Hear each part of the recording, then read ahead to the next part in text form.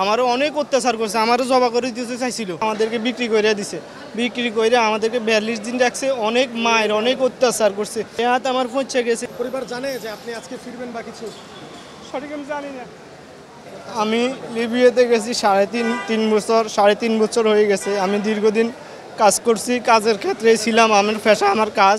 আমি দীর্ঘদিন ওয়ার্কশপে কাজ করছি, আমি একজন ওয়েল্ডার। আমি 3.5 বছর ওয়ার্কশপে কাজ করছি লিবিয়াতে। আমি 2009 সালে বাংলাদেশে ওয়ার্কশপের কাজে কর্মকর্তা ঢুকছি। আমার দোকান থেকে ওইখানের মিলিশিয়া বাহিনী আমাদের দুজনকে উঠে নিয়ে গেছে। আমার নাম সিরাজ, আর আমার সাথে একজন ছিল, ওনার নাম আলমগীর।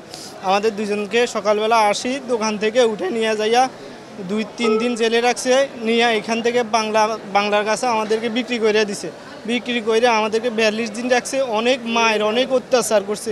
এগুলো আমার এই হাত পৌঁছে গেছে, এই হাত আমার পৌঁছে গেছে। এরপরে এগুলা সবগুলো অত্যাচার করছে। এর ফাঁয়ের তাউল্লা হাতে আমার হাত কাটিয়ে দিছে, আমার নখ কাটিয়ে দিবার জন্য করছিল। এরপরে আমার হাত কাটিয়ে দিছে, আমারও ধরছে স্যারেরা একটা আসামি আটক করছে। করার পরে আমারও অনেক অত্যাচার করছে, আমারও জবা করে দিতে চাইছিল, বলতেছে তোরা সেন হয়ে গেছ, তোরা দেশে মামলা করছ, দেশেই করছ, সেই করছ। এই কথা কারণে আমাকে অনেক অত্যাচার করছে, আমাদের দুজনকে অনেক মারধর করছে।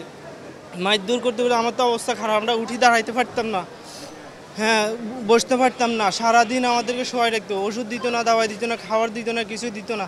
আমাদের কাছ থেকে টাকা নিয়ে গেছে, অনেকগুলো টাকা নিয়ে চলে গেছে। হ্যাঁ, প্রায় আমার 11 লক্ষ টাকার মতো আমার নিয়ে গেছে মাফিয়ারা। ঠিক আছে, এরপর অনেক অত্যাচার করছে, যেগুলো বলার মতন না। আমি দেশে আসছি আইএমের মাধ্যমে, এরপরে সারেদের অনুদানে আমি দেশে আসছি। আমি তো আমার বাসার আশায় আমি ছাড়িয়ে দিছি। আমার থেকে মাফিয়ারা 22 লক্ষ টাকা আছে, আমার 22 লক্ষ টাকা দেওয়ার মতো আমার কোনো উপায় নাই, আমার ফ্যামিলি দিতে পারবো না। আমি তো জানি আমার মরণ ছাড়া আর কিছু নাই। এরপরে সারেদের কারণে আমি আজকে এই বাংলাদেশের জমিনে আমার দেশে আমি আসতে পারছি, এই সারেদের কারণে। সাদেরকে অসংখ্য ধন্যবাদ আমার জীবনটা ফিরিয়ে দেওয়ার জন্য। জি, গিয়েছি আমি এখান থেকে দুবাই থেকে তুর্কি থেকে লিবিয়া। এটা তো আমি গেছি 3.5 বছর আগে।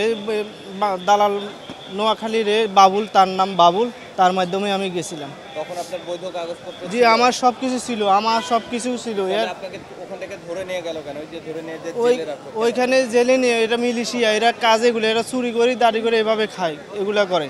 ওই মানুষে কাজ করার জন্য রাস্তা দিয়ে যাইতেছে, ফাইসে গাড়ি তুলে নিয়ে চলে গেছে, নিয়ে বাংলা বড় বড় মাফিয়াদের কাছে বিক্রি করে দেয়। আমি এখান থেকে গেছি দালালের মাধ্যমে, এখান থেকে গেছি দুবাই থেকে গেছি মিশর থেকে লিবিয়া গেছি।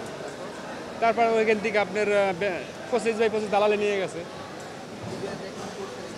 এই কদিন তো আপনার ছিলাম, আপনার বাসায় ছিলাম তাদের আন্ডারে।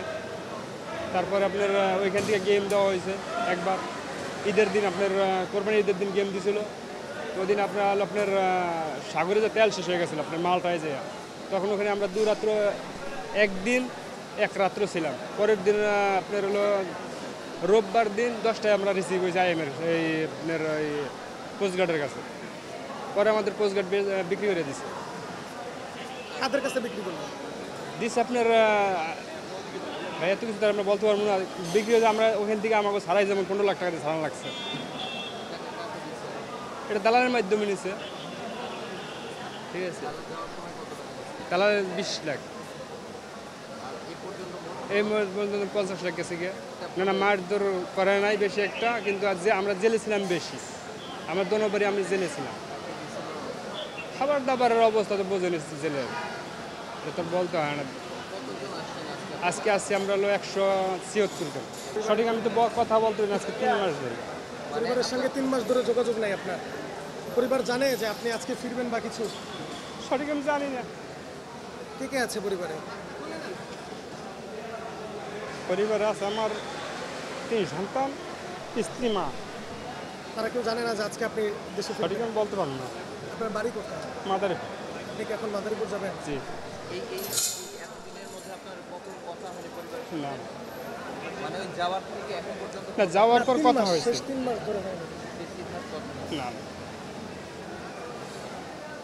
বলার আছে যারা না, না। আপনার মতো এরকম আমার কিছু যেতে বলার চায় নেই। বা যেখানে যারা যেতে চায় আমি তাদেরকে না বলবো, কিন্তু যার যার ব্যক্তিগত ব্যাপার সেটা যাওয়া না যাওয়া, কারণ আমার টাকাতে সে যাবে না, তার বাপের টাকাতে সে যাবে। আমি বলার কে, আমার অভিজ্ঞতা না যাওয়াটাই সবচেয়ে বেটার।